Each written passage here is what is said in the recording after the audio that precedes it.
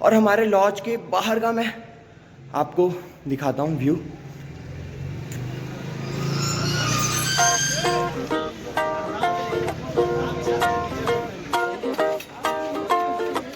तो फिर अब तक आपने देखा कि कैसे मैं अकेले निकल पड़ता हूँ केदारनाथ यात्रा के लिए, और फिर कैसे मैं इतनी कठिनाइयों के बाद भी भगवान जी के दर्शन करता हूँ, और फिर कैसे मैं रात होने से पहले नीचे आ जाता हूँ। अब आगे की तरफ बढ़ेंगे।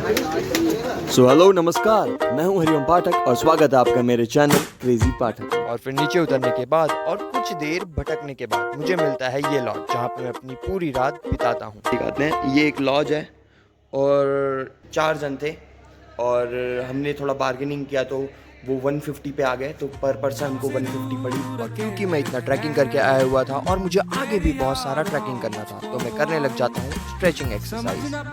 वो गुजरी बातें, गुम है वो पल हसीन रातें, लिखने जा रहा हूँ एक नई कहानी, कानों में गूंजे तेरी बातें। सो हमारी एक्सरसाइज हो चुकी है, सांस ऊपर नीचे। फिर क्या, फिर मैं अपना बोरिया बिस्तर बांध के निकल पड़ता हूँ विलेज की तरफ। और फिर मुझे पता चलता है विलेज जाने के लिए सिर्फ कुछ ही गाड़ियाँ हैं, और फिर मुझे ये भी पता चलता है कि मेरे जो लॉज के ओनर हैं वो भी वहीं के हैं। तो हम निकल चुके हैं अब केदारनाथ से सोनप्रयाग से त्रियोगिनी टेम्पल की तरफ। और मेरी किस्मत अच्छी थी कि भैया मिल गए मुझे। भैया बहुत अच्छे हैं, मदद कर रहे हैं मेरा। वो उनका गांव भी वहीं पे है, तो मुझे वो छोड़ दे रहे हैं वहाँ तक, और वहाँ पे ही मैं नहा लूँगा। गौरी कुंड तो केदारनाथ साइड है, वहाँ पे ही कुंड है बहुत सारे, वहीं पे मैं नहा लूँगा। प्यार में हम नजारे बताते हैं, किनारों से पुकारते हैं, एक धुन में हो जाती है कि मैंने जिंदगी समझ ली है। आओ चले हवाओं की संग, चल चले। कौन सा गांव है? त्रियोगी नारायण। अच्छा, तो हम त्रियोगी नारायण टेम्पल मतलब विलेज आ चुके हैं, अब टेम्पल जाएंगे। अच्छा, टेम्पल जाऊंगी। ये भाई एक ही हो? हाँ, ये भैया ने हमारी बहुत हेल्प की है, बड़े भाग्यशाली हैं हम। चलो फिर अब मंदिर की तरफ। त्रियोगी नारायण टेम्पल पहुंच चुका था और इतनी खूबसूरत पहाड़ों के बीच में मंदिर को देख के मुझे सपने जैसा तो लग ही रहा था, मगर ये तो सिर्फ एक शुरुआत थी। तो यहाँ से 2 रास्ते हैं, एक ये वाली एक वाली। मैं सोचा था पहले मुझे इस रास्ते जाना है, मगर ऊपर वाले रास्ते जाना। और यहाँ खुशबू बहुत अच्छी आ रही है, वो गेंदे के फूल की खुशबू आ रही है। और अब चलते हैं हमारे आगे की तरफ। तो वो रहा मंदिर। तो अब हम मंदिर की तरफ चलेंगे।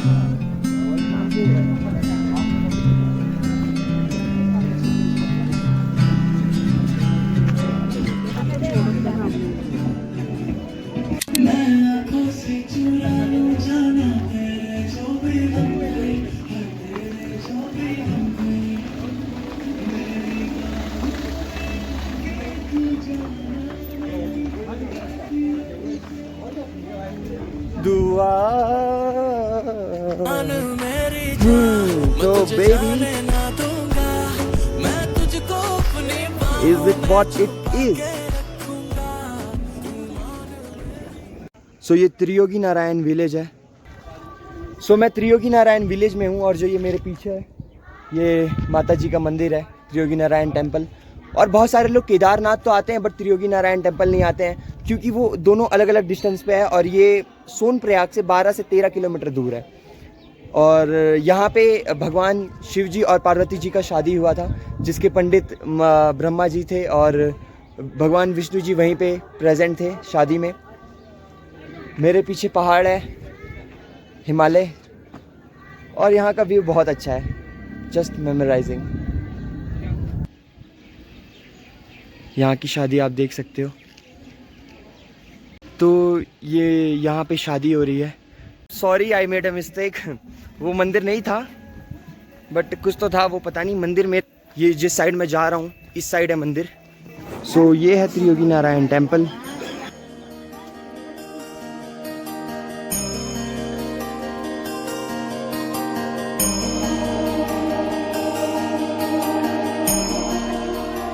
फिर मंदिर के बगल वाले ही दुकान पे मैं अपना सामान रख के स्नान कर लेता हूँ और फिर वहीं से पूजा की सामग्री ले लेता हूँ। तो मैंने नहा लिया, काफ़ी ठंडा पानी था और मैंने ये थाली भी ले लिया और मंदिर में जा रहा हूँ भगवान जी की पूजा करने के बाद में। तो ये मंदिर के बारे में कुछ इन्फॉर्मेशंस हैं और ये मंदिर के बारे में थोड़ा सा इंट्रोडक्शन है जिसमें बताया गया है कि ये मंदिर जो है वो केदारनाथ टेम्पल जैसे ही स्ट्रक्चर में बनी हुई है और हिमवत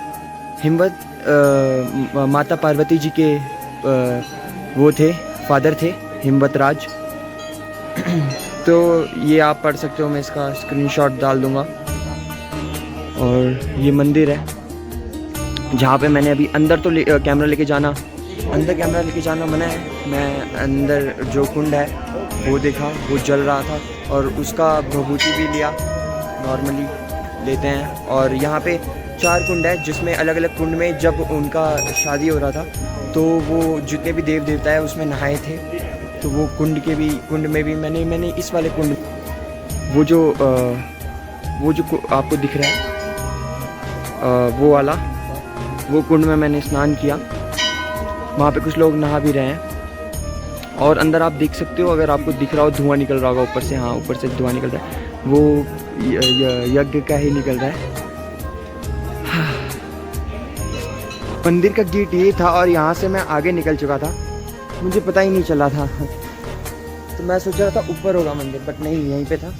मैंने दर्शन कर लिए और बहुत अच्छा दर्शन हुआ और नहा भी लिया मैंने ब्रह्मा कुंड में। और जिस कुंड में देव देवताएं नहाए थे जब उनका शादी हुआ था शिव जी का। अब मुझे 4 बजे तक यहीं पे रहना और अभी बज रहे हैं।